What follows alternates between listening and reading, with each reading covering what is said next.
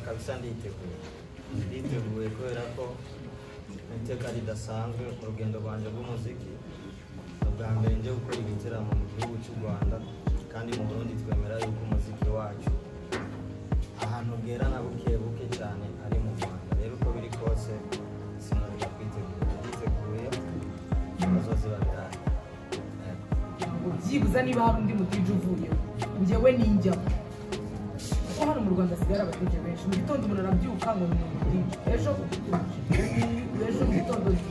hano hari abatije benshi so rero nta kintu na kimwe kizadutandukanya kuko playlist ushobora no kuza mu ukicara ugafata playlist yanjye nkuko nanjye nshobora kugenda ngafata na playlist y'undi mu DJ nkayicuranga ariko se ni iki kintu nyine kigomba kudutandukanya nimba ari abo babyinnyi ni iki kiri bwerekane yuko abo babyinnyi bacu batandukanye n'abandi babyinnyi b'abandi so tuba tugomba rero kuzana innovation niba ari ababyinnyi niba ari drums n'abandi nubwo babikora ariko iyo stage yacu ntibisa nk'iyabo kandi dukora ibintu bimwe zaba ameze neza kandi nzaba mpari ikindi ndashimira ubufatanye bwa P1 muri ino show ndetse n'abandi bose barimo ikindi ndashimira abahanzi bari muri ino show nanjye ndimo songere ndahari ku cyumweru kandi ndahari mu bahe imiziki myiza kandi mizima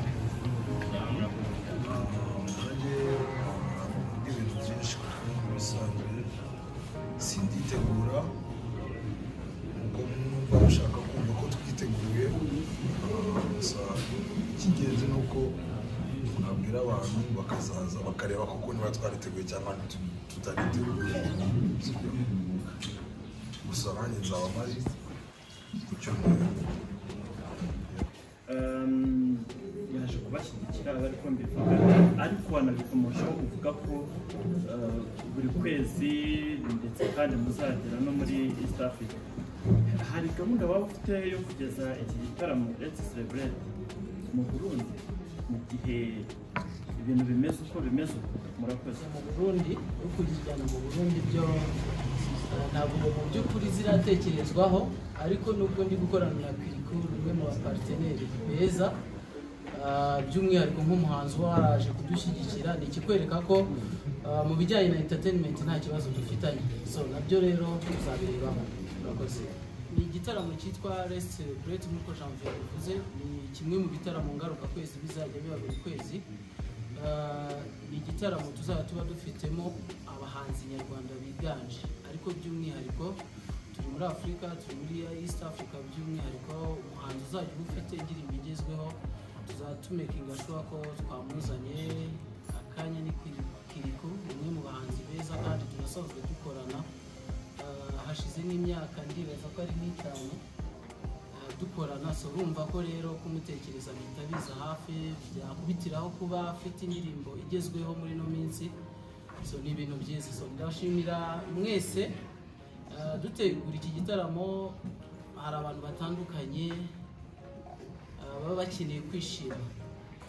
ariko bakabura aho bidagadurira by'umwihariko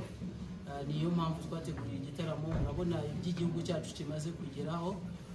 yaba UCI yaba PFL zaba yabaye ku itariki 18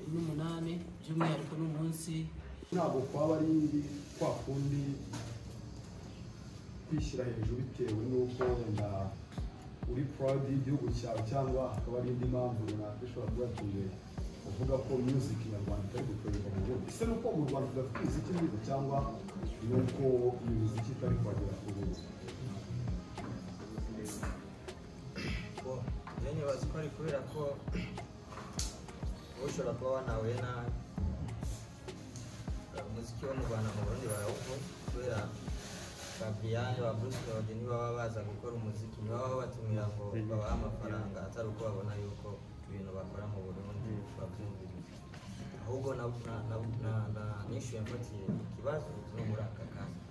ariko bitabuze yuko duhora twumviriza indirimbo z'abanyarwanda ko muri uwo mwanya Grand Frere ntahanire n'umutima wawe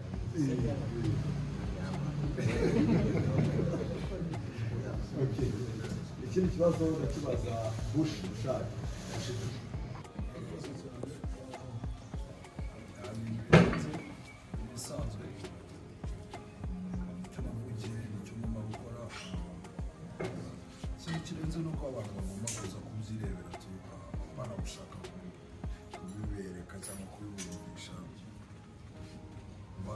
kwezi umuntu agomba kuzaza yibera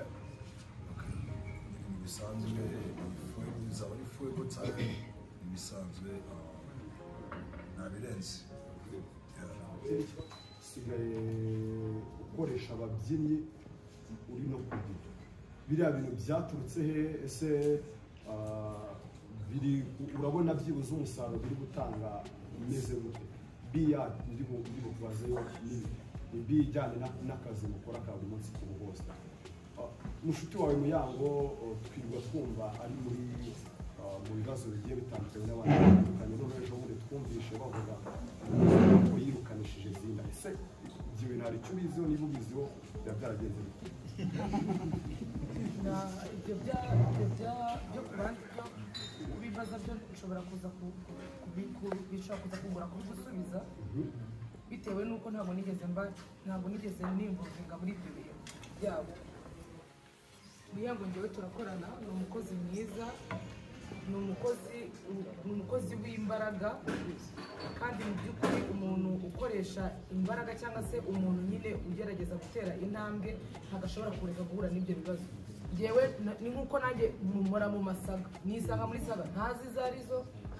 ngasanga kuri tamuneri zanyu mporaho, najya mu nkuru ugasanga nta kintu kimwe navuzeho. So ni ukuvuga ngo rero umuntu nyine uba uri gukora niwe ugaragara, umuntu uba uri gukora niwe uba urimo uragaragara. Ndumva rero icyo kintu cyo kuri Muyango ngo n'abandi bahosti, ikindi kandi ntabwo ndi umuhosta, urumva ibyo byo